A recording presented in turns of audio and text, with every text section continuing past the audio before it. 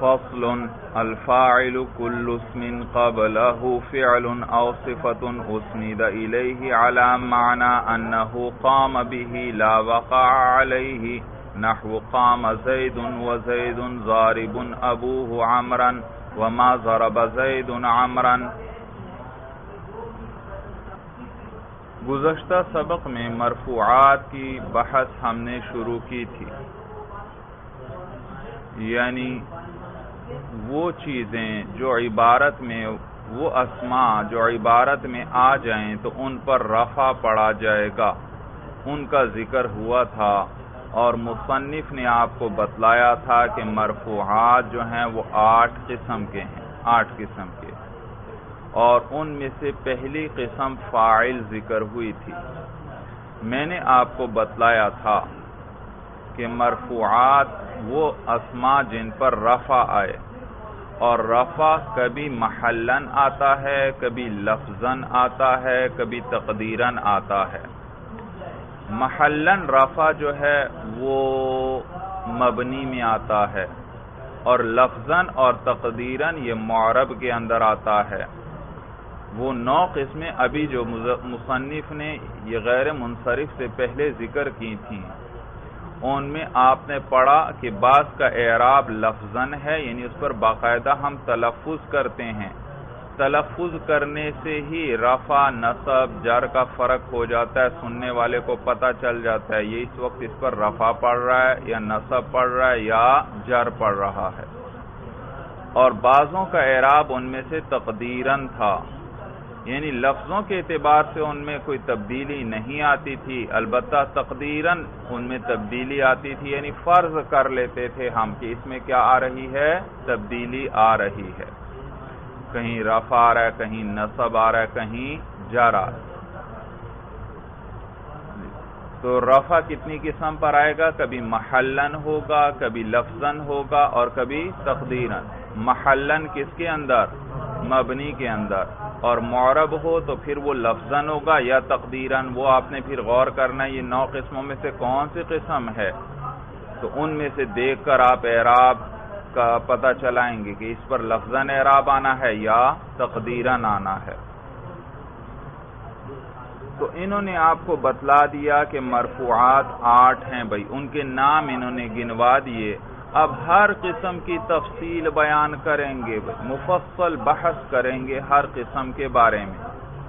تو سب سے پہلے وہ فاعل کے بارے میں بتلا رہے ہیں، کہتے ہیں الفاعل کل اسم قبلہ فعل او صفت اسند الیہ علی معنی انہ قام بہ لا وقع علیہ، کہ الفاعل کل اسم، فاعل ہر ایسا اسم ہے، قبلہ فعل او صفت، جس سے پہلے ایسا فعل یا ایسی صفت ہو، اسند الیہ، جس کا اسناد اس کی طرف ہو، علی معنی انہ قام بہ، اس معنی پر کہ وہ فعل یا صفت اس کے ساتھ قائم ہو، لا وقع علیہ، اس پر واقع نہ ہو۔ اب یہ ساری بھائی یہاں ترکیب کی باتیں آ گئیں، ترکیب بھی ہم بھائی ساتھ ساتھ کچھ نہ کچھ چلاتے رہیں گے، اور اس طرح آپ کی مشق بھی ہوتی چلی جائے گی بھائی، انشاءاللہ کتاب کے اختتام تک اچھی خاصی ترکیب کا طریقہ آپ جان لیں گے۔ ترکیب بہت ضروری ہے بھائی، ترکیب آپ کو آتی ہے تو آپ کو کوئی بھی عربی کتاب دے دی جائے، آپ بہترین عبارت پڑھ سکتے ہیں بھائی، حل کر سکتے ہیں اسے۔ یاد رکھیے بھائی، یاد رکھیے، ہر فعل معروف کے لیے فاعل چاہیے، اور ہر فعل مجہول کے لیے نائب الفاعل چاہیے، یعنی مفعول ما لم یسمى فاعلہ چاہیے، اسی کا نام نائب الفاعل ہے۔ تو ہر فعل کے لیے یا فاعل چاہیے یا نائب الفاعل چاہیے۔ فعل معروف کے لیے فاعل چاہیے تو فعل مجہول کے لیے نائب فاعل۔ ایسا کبھی نہیں ہو سکتا کہ فعل آ جائے فعل معروف اور آگے فاعل نہ آئے، اسی طرح ایسا کبھی نہیں ہو سکتا کہ فعل مجہول آ جائے اور آگے اس کا نائب الفاعل نہ آئے بھائی۔ نائب الفاعل نہ آئے. اور پھر یہ جو فاعل ہے یا نائب الفاعل ہے کبھی یہ ضمیر کی صورت میں ہوں گے اور کبھی اس میں ظاہر ہوگا. مثلا میں کہتا ہوں ضربہ، آگے کوئی اسم نہیں اور ضربہ کے لیے تو فاعل چاہیے، تو اسی کے اندر ضمیر نکالتے ہیں ہوا، وہ اس کے لیے کیا ہے؟ فاعل ہے. اور کبھی اس میں ظاہر آگے آ جاتا ہے ضربہ زیدن. اب یہ زیدن فاعل ہے اور ضربہ کے اندر کوئی ضمیر نہیں ہے، کیونکہ اس کے لیے ایک فاعل چاہیے تھا اور وہ آگے اس میں ظاہر آ گیا، تو اب اس کے اندر ضمیر نہیں. فاعل ایک ہی آئے گا، دو یا تین نہیں آ سکتے. جب ایک فاعل آگے آ رہا ہے اس میں ظاہر، تو پھر ضمیر نہیں ہے اس کے اندر. اچھا بھائی، اس میں ضمیر اور اس میں ظاہر آیا میں پہلے بھی بیان کر چکا ہوں کہ کچھ تو ضمیریں ہیں جو آپ نے پڑھی ہیں، ہوا، ہما، ہم، یا ہما، ہن وغیرہ، انا، نحن، انت، انتما، یہ ضمیریں ہیں. اور جو اسم ضمیر نہیں اس کو کہیں گے اس میں ظاہر ہے.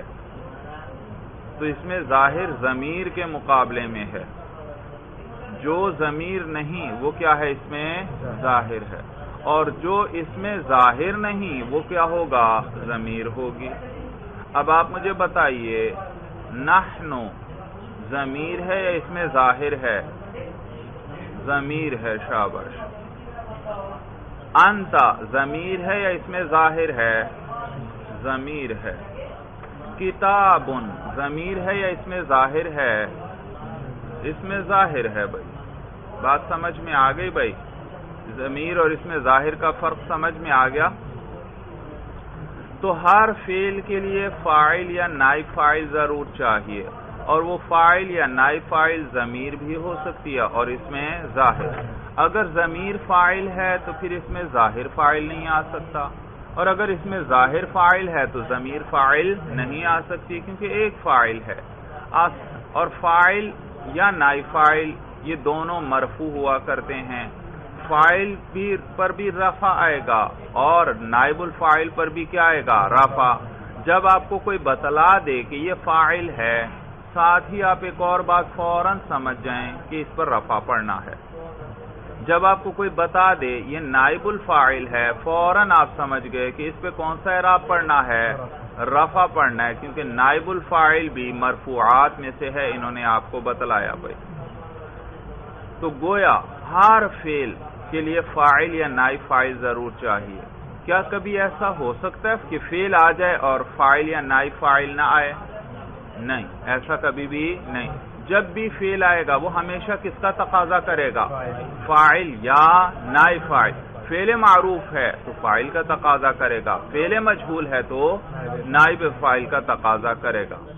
آسان لفظوں میں یوں کہو کہ فعل ہر حال میں ایک اسم کو رفع دینا چاہتا ہے. فعل ہر حال میں ایک اسم کو رفع دینا چاہتا ہے، اور جس اسم کو یہ رفع دے وہ اس کا فاعل کہلاتا ہے اگر یہ فعل معروف ہے. اور اگر اس نے جس اسم کو رفع تو دیا ہے لیکن یہ فعل مجہول ہے تو پھر اس کو اس کا نائب الفاعل کہتے ہیں. تو معلوم ہو فعل معروف بھی ایک اسم کو رفع دے گا، فعل مجہول بھی ایک اسم کو رفع. فعل معروف میں وہ جس کو رفع دے اسے اس کا فاعل کہیں گے، اور فعل مجہول میں جس کو وہ رفع دے اسے اس کا نائب الفاعل کہیں گے. بات سمجھ میں آ گئی؟ اور یہ فاعل اور نائب الفاعل ضمیر بھی ہو سکتے ہیں اور اس میں ظاہر. ضمیر فاعل یا نائب فاعل آ گئی تو پھر آگے اس میں ظاہر نہیں آئے گا، اور اگر اس میں ظاہر فاعل یا نائب الفاعل آ رہا ہے تو پھر فعل کے لیے فاعل یا نائب فاعل کی ضمیر نکالنے کی ضرورت نہیں ہے. تو فعل کا فاعل ضمیر بھی آ سکتی ہے اور اس میں ظاہر بھی آ سکتا ہے. دیکھیے ضرب زید، کوئی آپ سے پوچھے ترکیب کرو، کیا ترکیب کریں گے؟ ضرب فعل، زید اعراب بھی بتانا ہے آپ نے. اعراب ہر اسم کا اعراب نکالتے جائیں، پوری عبارت حل ہو جاتی ہے.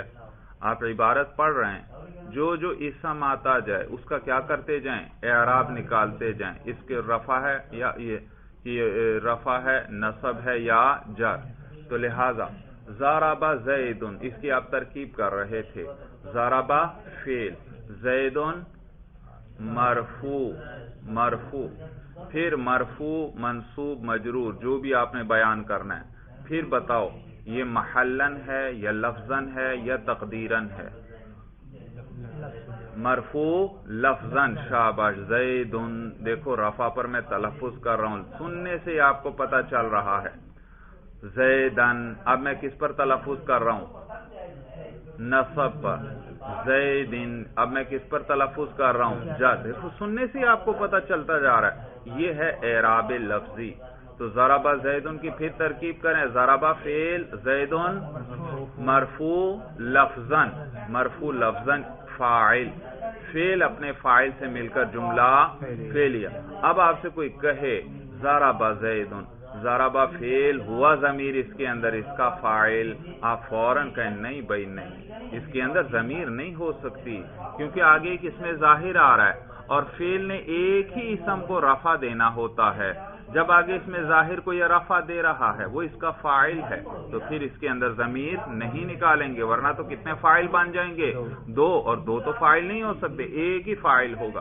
عطف کے ذریعے ہو سکتے ہیں ضرب زید و عمر و بکر، لیکن وہ بھی دراصل وہ عطف کے ذریعے ایک ہی بن جاتے ہیں. ان میں آپس میں پہلے عطف ہوتا ہے اور پھر وہ کیا بن جاتے ہیں؟ فاعل بنتے ہیں. تو فاعل ایک ہی ہوتا ہے. سورج سمجھ میں آ گئی بھائی؟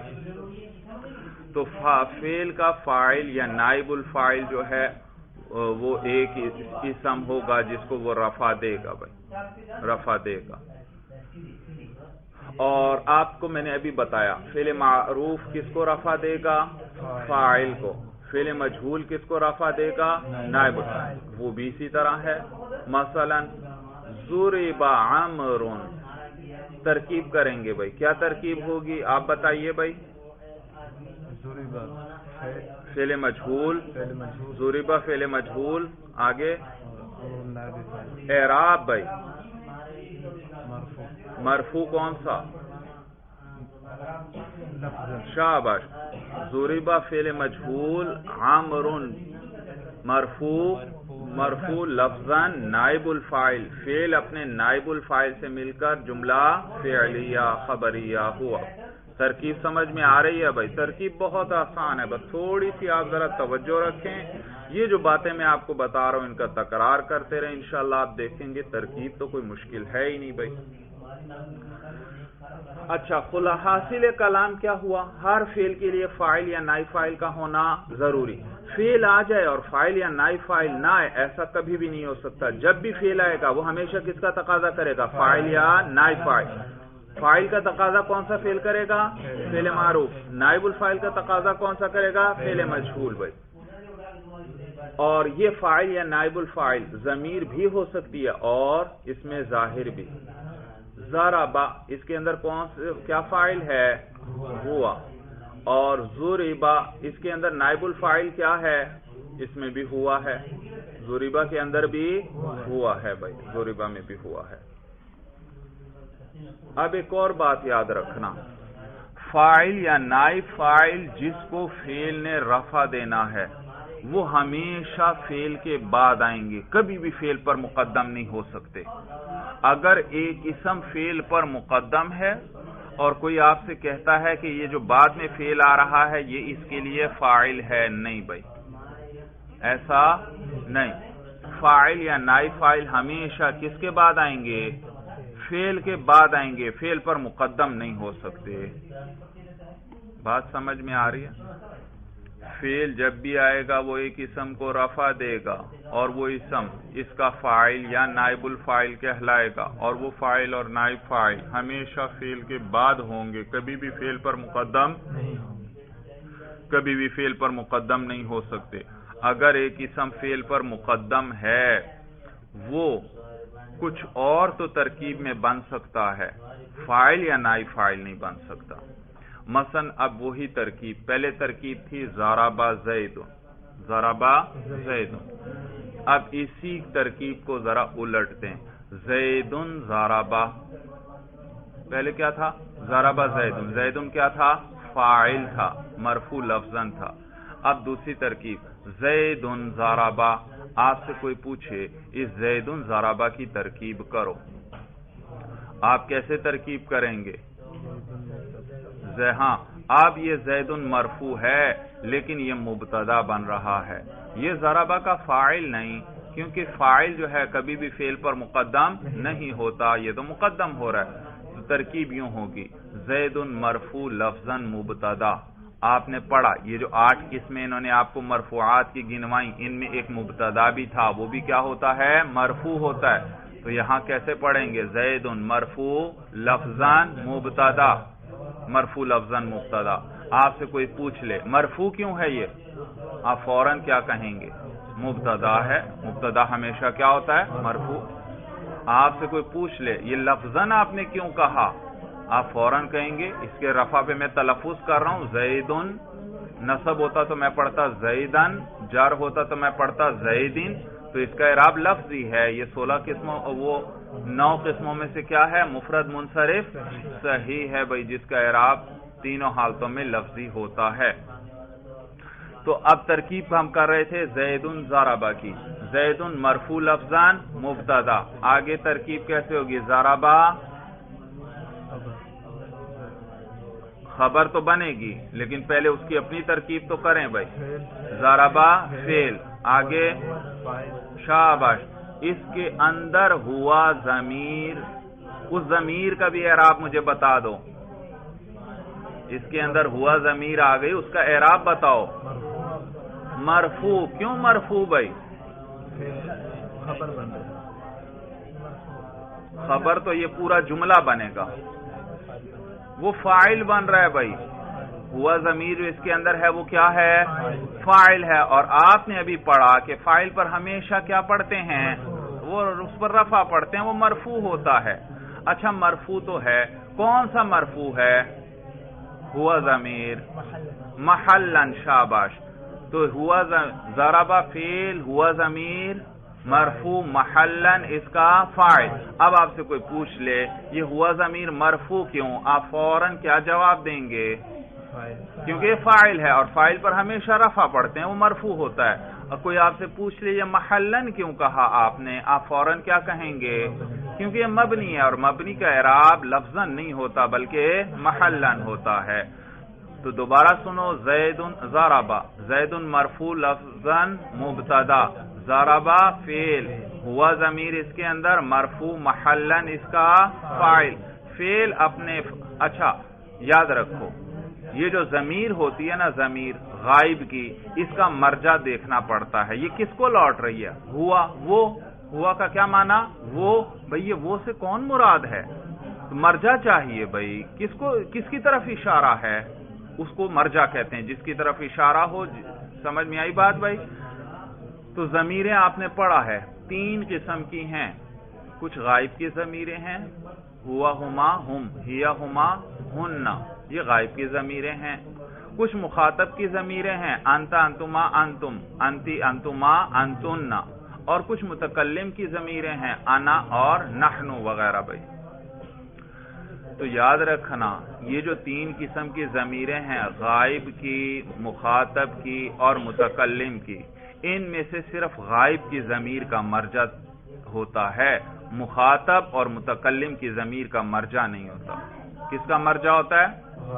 غائب کی۔ کیوں؟ کیونکہ غائب کی ضمیر کا معنی ہے وہ، بھئی کون وہ پتہ چلنا چاہیے، زید مراد ہے، عمر مراد ہے، بکر مراد ہے، کون مراد ہے بھئی، اسے کیا چاہیے؟ اس کے لیے مرجع چاہیے، کس طرف کو یہ ضمیر لوٹ رہی ہے، کس کی طرف اشارہ ہو رہا ہے، جبکہ مخاطب اور متکلم کی ضمیر کا مرجع نہیں تلاش کیا جاتا۔ کیوں؟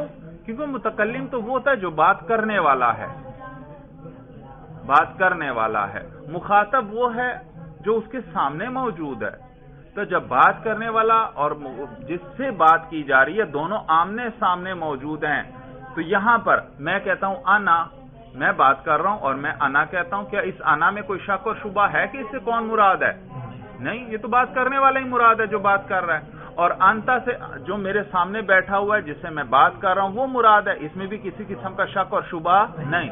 تو متکلم اور مخاطب کی ضمیر کا مرجع نہیں ہوتا، اس لیے کیونکہ وہاں کسی قسم کا اشتباہ نہیں ہوتا. متکلم خود بات کرنے والا ہے، سب کو پتا ہے یہ متکلم ہے، انا سے یہی مراد ہے. مخاطب جو اس کے سامنے ہے وہ اس سے مراد ہے. ہاں البتہ ہوا ضمیر، وہ بھئی کون، وہ اس کے لیے مرجع چاہیے. تو ضمیریں کتنی قسم کی؟ 3. ایک غائب کی، مخاطب کی اور متکلم کی. اور مرجع صرف کس کا ہوتا ہے؟ غائب کی ضمیر کے لیے مرجع چاہیے، مخاطب اور متکلم کی ضمیر کے لیے مرجع تلاش کرنے کی ضرورت نہیں بھائی، ان کے لیے مرجع نہیں ہوتا. اچھا، ہم ترکیب کر رہے تھے ضربہ، زید ضربہ، زید مرفوع لفظاً مبتدا، ضربہ فعل، اس کے اندر ہوا ضمیر مرفوع محلاً اس کا فاعل، جو لوٹ رہی ہے زیدن کو. کس کو لوٹ رہی ہے؟ زیدن کو لوٹ رہی ہے. اور پھر ضربہ فعل اپنے فاعل سے مل کر جملہ فعلیہ، فعل اپنے فاعل یا نائب فاعل سے مل کے ہمیشہ جملہ بنتا ہے. تو ضربہ فعل اپنے فاعل سے مل کر جملہ فعلیہ ہو کر یہ خبر ہوئی مبتدا کی، خبر ہوئی. تو دیکھو پورا جملہ خبر بن رہا ہے، پورا جملہ. اب آپ سے کوئی پوچھے یہ جو ضربہ ہے اس کا کیا اعراب ہے، آپ کیا کہیں گے؟ یہ پورا جملہ خبر بن رہا ہے، اور خبر کا اعراب کیا ہوتا ہے؟ خبر بھی مرفوعات میں سے ہے، تو آپ کہیں گے یہ جملہ مرفوع ہے.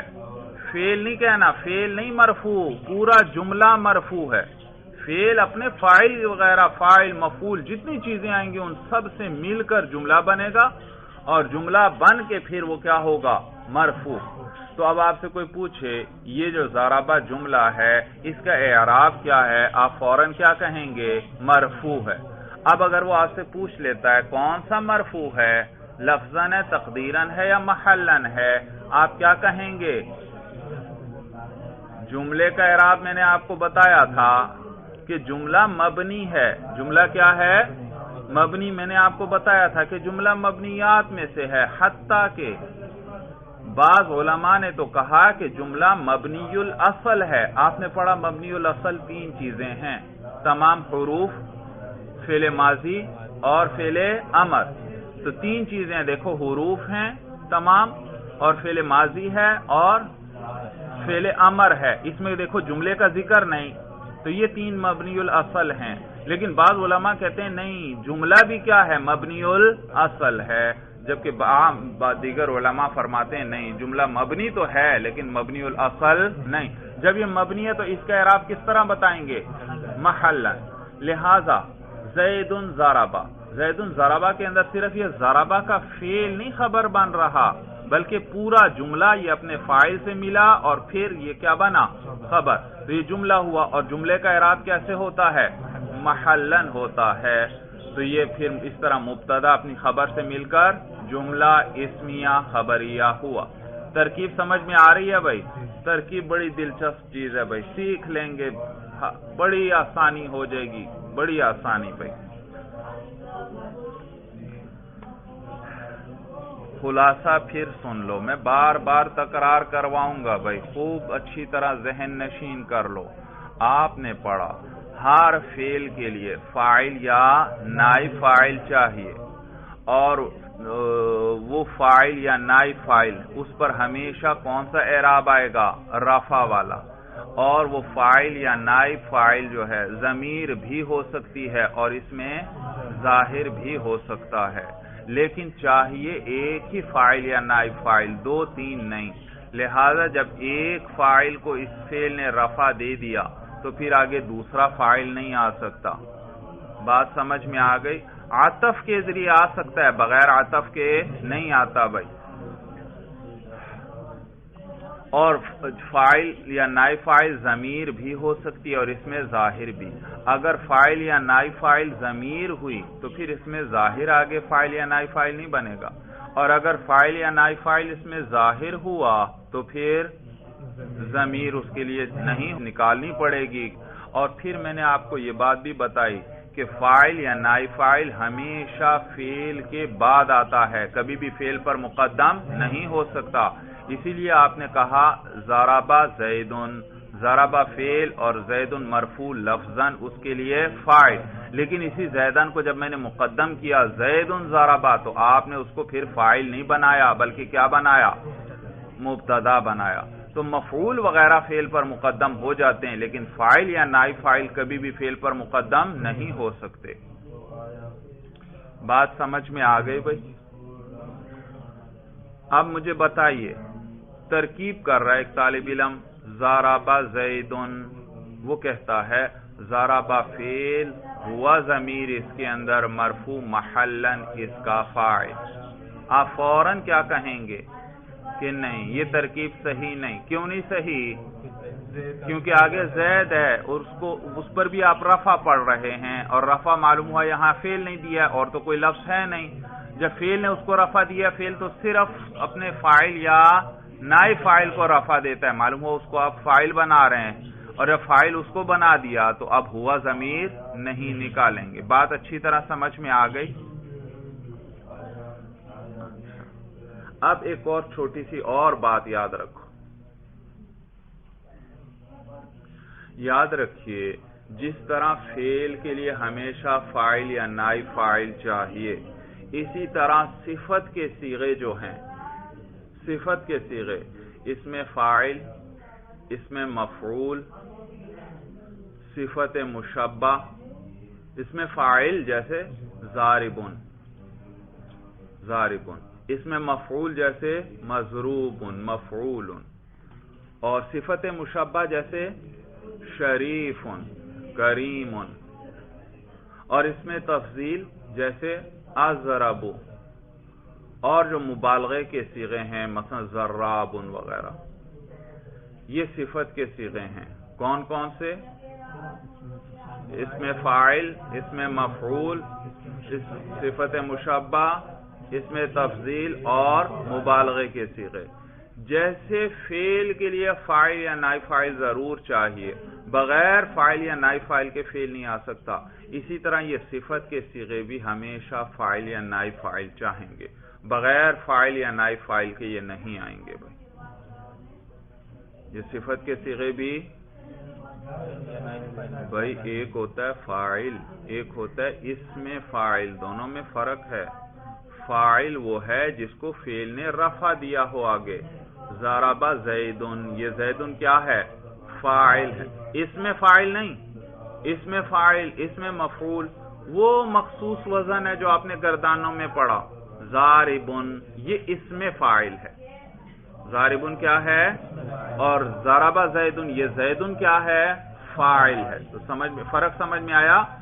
فاعل کیا ہوتا ہے؟ جس کو فعل رفع دیتا ہے، اور اس میں فاعل وہ مخصوص وزن جو کس میں پڑھا آپ نے؟ گردان میں. کون سا وزن؟ ضاربن. اس میں مفعول، ایک ہوتا ہے مفعول، ایک ہوتا ہے اس میں مفعول. مفعول وہ ہے جس کو فعل نصب دے. ضربا زیدن عمران، یہ عمران کیا ہے؟ مفعول ہے، اس میں مفعول نہیں. اس میں مفعول وہ مخصوص وزن کا نام ہے جو کس میں پڑھا آپ نے؟ گردانوں میں. کون سا وزن ہے؟ مضروب، مفعول. تو فاعل اور اس میں فاعل، فرق سمجھ میں آ گیا؟ مفعول اور اس میں مفعول، فرق سمجھ میں آیا؟ ہاں. تو اب میں فاعل یا مفعول کی بات نہیں کر رہا، میں اس میں فاعل، اس میں مفعول، صفت مشبہ، اس میں تفصیل اور مبالغے کے صیغے، یہ صفت کے صیغے ہیں. کون کون سے؟ اس میں فاعل، اس میں مفعول، صفت مشبہ، اس میں تفصیل اور مبالغے کے صیغے، یہ صفت کے صیغے ہیں. اور یہ بھی اپنے فعل کی طرح عمل کرتے ہیں. ضاربن ضربہ سے بنا ہے، اور ضربہ ہمیشہ کس کا تقاضا کرتا تھا؟ فاعل کا. تو یہ ضاربن بھی فاعل کا تقاضا کرے گا، اس کے لیے بھی فاعل چاہیے. اور اسی کی طرح وہ فاعل کبھی ضمیر بھی ہو سکتی تھی اور کبھی اس میں ظاہر بھی. یہاں بھی اس ضاربن کے لیے بھی فاعل چاہیے، وہ فاعل ضمیر بھی ہو سکتی ہے اسی کے اندر، اور اس میں ظاہر بھی ہو سکتا ہے. اور اس کے فاعل پر بھی رفع آئے گا. سورج سمجھ میں آ گئی؟ جیسے ضربہ کے فاعل پر کیا آتا تھا؟ رفع آتا. اچھا تو اس میں مفعول مثلا مضروبن فعل مجہول سے بنتا ہے ضریبہ سے، اور ضریبہ کے لیے ہمیشہ کیا چاہیے؟ نائب الفاعل، تو مضروبن کے لیے بھی ہمیشہ نائب الفاعل چاہیے۔ شریف صفت مشبہ ہے، اس کے لیے بھی ہمیشہ کیا چاہیے؟ فاعل چاہیے۔ اس میں تفضیل ہے اضربو، اس کے لیے بھی ہمیشہ کیا چاہیے؟ فاعل چاہیے۔ اور مبالغے کے صیغے بھی، اس کے لیے بھی ہمیشہ کیا چاہیے؟ فاعل چاہیے، فاعل چاہیے۔ بات سمجھ میں آ گئی؟ معلوم ہوا یہ صفت کے صیغے بھی اپنے فعل جیسا عمل کرتے ہیں جس فعل سے بنے ہوں گے۔ اگر یہ فعل معروف سے بنے ہیں تو ان کے لیے فاعل چاہیے، اگر فعل مجہول سے بنے ہیں تو اس کے لیے نائب الفاعل۔ بلکہ آسان لفظوں میں یوں کہو کہ اس میں مفعول جو ہے ان میں سے اس کے لیے نائب فاعل چاہیے، اور باقی صفت کے صیغوں کے لیے فاعل چاہیے۔ کیا چاہیے؟ اور فاعل جیسے فعل کا فاعل ضمیر بھی آ سکتی ہے اور اس میں ظاہر بھی آ سکتا ہے، اسی طرح صفت کے صیغوں کا فاعل ضمیر بھی آ سکتی ہے اور اس میں ظاہر۔ مثلا میں اب آپ سے ترکیب پوچھتا ہوں، زیدن ضاربن، زیدن، جی ترکیب کریں۔ زیدن، اعراب بھائی بتاؤ، اعراب کا پتہ چلا رہے ہیں ہم ایک ایک لفظ کا۔ زیدن مرفوع لفظاً مبتدا، مرفوع کیوں؟ کیونکہ مبتدا ہے۔ لفظاً کیوں؟ ہاں کوئی اس اعراب پر ہم تلفظ کر رہے ہیں۔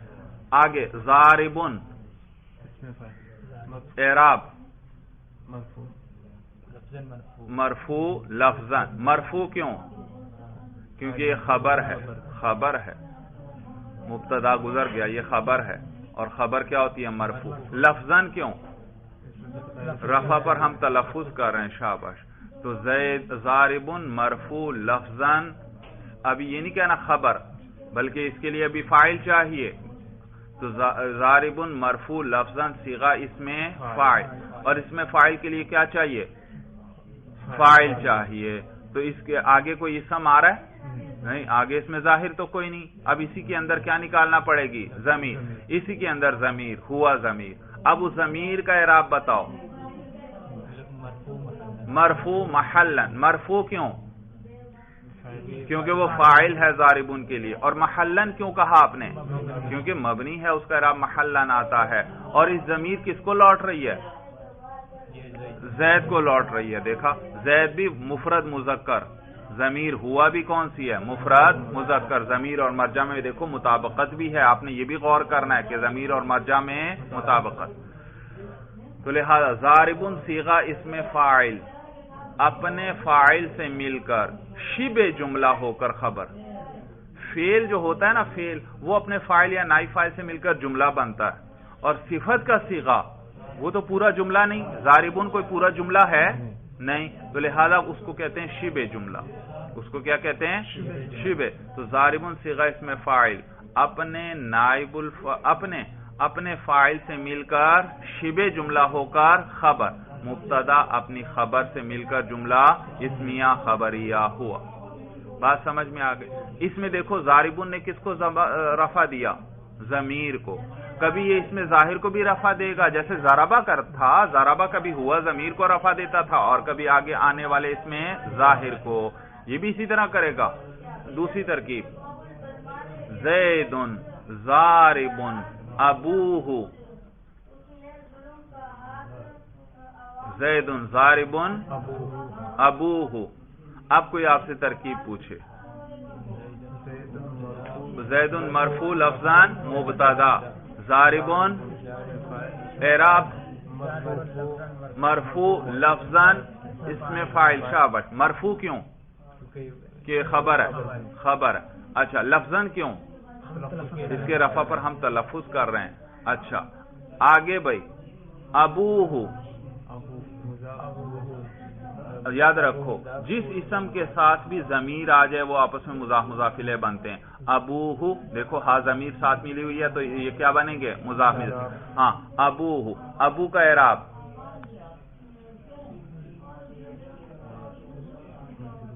جی، ابوہ مرفوع ابوہ اباہ ابیہ، دیکھا اس کا تو تلفظ سے ہی پتہ چلتا ہے.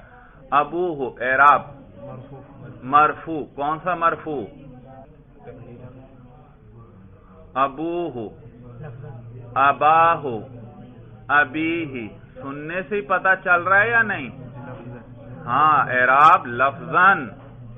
دیکھا حالت رفیع میں ابوہ پڑھ رہا ہوں، آپ سے کوئی پوچھ لے ابوہ کا کیا اعراب ہے، آپ فوراً کہیں گے واو آ رہا ہے بھائی، یہ مرفوع ہے اور لفظاً ہے، تلفظ کر رہے ہیں اس واو پر ہم باقاعدہ.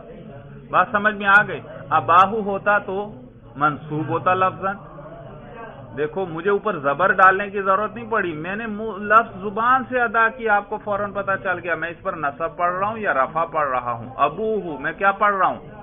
رفع. اباہ نصب. ابیہ دیکھو نہ زیر لکھنے کی بات ہی نہیں ہے، سننے سے ہی آپ کو پتہ چل رہا ہے بھائی، تلفظ سے ہی. تو ابوہ اعراب مرفوع، کون سا مرفوع؟ لفظاً مضاف. ہا ضمیر کا اعراب بتاؤ جی. مرفوع کیوں؟ اس پر آپ پیش پڑھ رہے ہیں بھئی، یہ مضاف الیہ ہے. مضاف الیہ آپ نے ہمیشہ پڑھا ہے، وہ کیا ہوتا ہے؟ مجرور ہوتا ہے. مجرور ہے. اور کون سا مجرور؟ محلن، کیونکہ ضمیر ہے اور ضمیر کیا ہوتی ہے؟ مبنی ہے بھائی ضمیر، تو یہ مجرور محلن ہے. اب آپ سے کوئی پوچھ لے بھائی آپ کہہ رہے ہو مجرور محلن اور ابوہ اس پر تو آپ پیش پڑھ رہے ہیں، ضمہ پڑھ رہے ہیں، آپ کہیں گے یہ اس کی حرکت ہے، یہ اعراب نہیں ہے. ما قبل میں چونکہ واو تھا اس لیے ہم نے اس پر کیا پڑھ دیا؟ پیش پڑھ دیا. یہ اعراب نہیں ہے، یہ اس کی حرکت ہے. اسی سے ما قبل اگر کیا ہوتا؟ یا ہوتی، ہم اسی پہ زیر پڑھتے. ابھی ہی ما قبل میں یا آئی تو ہم نے اسی ہا پر کیا پڑھ دیا؟ زیر. تو یہ اس کی حرکت ہے، یہ اعراب نہیں. اگر وہ کہے اعراب کیوں نہیں، آپ فوراً کہیں گے یہ مبنی ہے، مبنی پر تو اعراب ظاہر ہی نہیں ہوتا. بات سمجھ میں آ گئی؟ تو یہ ہا ضمیر مجرور محلن مضافون الیہ، مضاف اپنے مضاف الیہ سے مل کر یہ فاعل کس کے لیے؟ ضاربن کے لیے. اچھا آپ سے اگر کوئی پوچھے ابوہ، ابو کا اعراب کیا بتایا آپ نے؟ مرفوع لفظاً. مرفوع کیوں ہے؟ رفع کس نے دیا؟ رفع خود بخود آتا ہے یا کوئی عامل چاہیے؟ عامل، ہر اعراب کے لیے عامل چاہیے. تو مرفوع ہے. آپ سے کوئی پوچھے اس کو رفع کس نے دیا، آپ فوراً کیا کہیں گے؟ کہ یہ ضاربن، شاباش، کہ یہ ضاربن کے لیے فاعل ہے. اور ہم نے پڑھا تھا جیسے ضربہ اپنے فاعل کو رفع دیتا ہے، یہ ضاربن بھی کیا ہے؟ اپنے فاعل کو رفع. تو یہ ابو کو رفع کون دے رہا ہے؟ ضاربن. اور یہ ہا ضمیر کو جر کون دے رہا ہے؟ ابو مضاف. سمجھ میں آئی بات؟ تو اب پھر سنیں ترکیب. زید ضارب ابوہ، زید مرفوع لفظاً مبتدا، ضارب مرفوع لفظاً اس میں فاعل، اور یہ مرفوع کیوں ہے؟ خبر ہے. اور ابو مرفوع لفظاً مضاف، یہ مرفوع کیوں ہے؟ کیونکہ یہ فاعل ہے. اور ہا ضمیر مجرور محلن مضاف الیہ، مضاف اپنے مضاف الیہ سے مل کر فاعل کس کے لیے؟ ضاربن کے لیے. اس میں فاعل اپنے فاعل سے مل کر شبہ جملہ ہو کر خبر، مبتدا اپنی خبر سے مل کر جملہ اسمیہ خبریہ ہوا. اب آپ سے کوئی پوچھے، پہلے تو تھا زید ضاربن، آپ نے ضاربن میں ہوا ضمیر نکالی تھی. اب ہے زید ضاربن ابوہ. اب آپ سے کوئی کہے ضاربن کے اندر ہوا ضمیر، آپ فوراً کیا کہیں گے؟ نہیں، فاعل ایک آیا کرتا ہے. جب یہ آگے ابوہ کو رفع دے رہا ہے وہ اس کا فاعل ہے، تو اب ضاربن کے اندر کوئی ضمیر نہیں ہے بھائی، ضاربن کے اندر. تو دیکھو اب مجھے بتاؤ ابوہ، یہ ابو اب اس میں ظاہر ہے یا ضمیر ہے؟ اس میں ظاہر ہے. تو زید ضاربن میں جو ضاربن آیا اس نے ضمیر کو رفع دیا تھا، اور زید ضاربن ابوہ میں ضاربن نے اس میں ظاہر کو رفع دیا ہے. تو دیکھا یہ صفت کے صیغے بھی کس کی طرح عمل کرتے ہیں؟ اپنے فعل کی طرح. اگر جیسے فعل کبھی ضمیر کو رفع دیتا ہے اور کبھی اس میں ظاہر کو، اسی طرح یہ بھی ضمیر کو کبھی رفع دیتے ہیں اور کبھی اس میں ظاہر کو رفع دیتے ہیں. صورت سمجھ میں آ گئی؟ اب صرف دو چھوٹی چھوٹی ترکیبیں ذرا جلدی جلدی کر لیجئے بھائی. زیدن مضروبن، زیدن کا اعراب مرفوع لفظاً مبتدا. آپ سے کوئی پوچھے مرفوع کیوں، آپ کیا کہیں گے؟ مبتدا ہے. اور کوئی پوچھے لفظاً کیوں کہا آپ نے، ہم اس کے اعراب پہ تلفظ، اس کے رفع پر ہم کیا کر رہے ہیں؟ تلفظ کر رہے ہیں. مضروبن اعراب پہلے مرفوع لفظاً. مرفوع کیوں؟ خبر ہے، شاباش. لفظاً کیوں؟ رفع. یوں کہیں، پوری بات کریں، رفع پر ہم کیا کر رہے ہیں؟ تلفظ کر رہے ہیں. اچھا، مضروب مرفوع لفظاً. آگے شاباش، اس میں مفعول. جب آپ نے اس میں مفعول کہہ دیا فوراً ایک اور بات سامنے آ گئی، کیا؟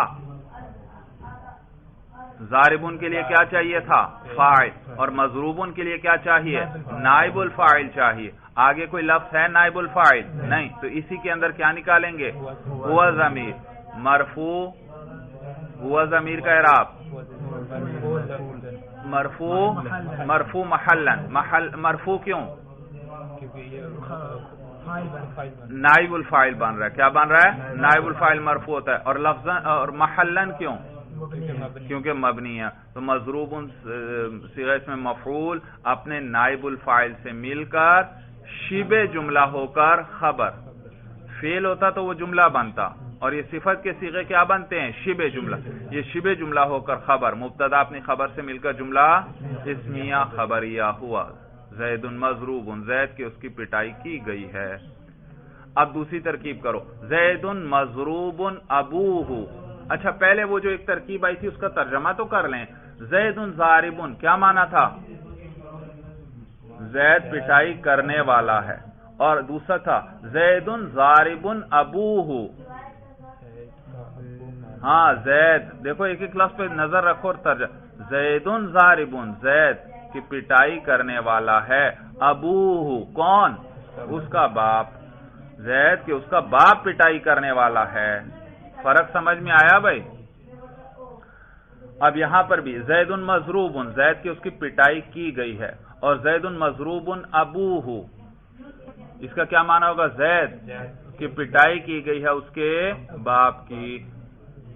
ترکیب سمجھ میں آ رہی ہے؟ زید مرفوع لفظاً مبتدا، مضروب صرف پہلے اعراب، ہم اعراب نکال رہے ہیں ایک ایک لفظ کا. مرفوع لفظاً صیغہ اس میں مفعول. مرفوع کیوں؟ خبر ہے، خبر مرفوع ہوتی ہے. لفظاً کیوں؟ اس کے اعراب پر ہم تلفظ کر رہے ہیں. اچھا آگے ابو اعراب مرفوع لفظاً مضاف. مرفوع کیوں؟ نائب الفاعل. فعل مجہول وہ اس میں مفعول کے لیے کیا چاہیے؟ نائب. تو یہ نائب الفاعل ہے. شاباش. ابو مرفوع. اور لفظاً کیوں؟ اس کے رفع پر ہم تلفظ کر. یہ بات نہ کرنا ہم اس پر تلفظ کر رہے ہیں بھائی. کس پہ؟ لفظ پہ. پوری بات کرو. اس کے رفع پر ہم کیا کر رہے ہیں؟ تلفظ کر رہے ہیں. اور ہا ضمیر مجرور. مجرور کون سا؟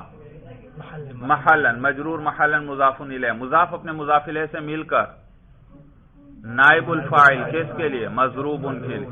تو اس میں مفعول اپنے نائب الفاعل سے مل کر شبہ جملہ ہو کر خبر. مبتدا خبر مل کر جملہ اسمیہ خبریہ ہوا. ترکیب سمجھ میں آ رہی ہے بھائی؟ ہاں، یہ آسان باتیں ہیں ترکیب کی، کہ ہر فعل کے لیے فاعل یا نائب فاعل ضرور چاہیے. وہ فاعل یا نائب فاعل ضمیر بھی ہو سکتی ہے اور اس میں ظاہر بھی ہو سکتا ہے. اور وہ ہمیشہ فعل کے بعد آئیں گے، کبھی بھی فعل پر مقدم نہیں.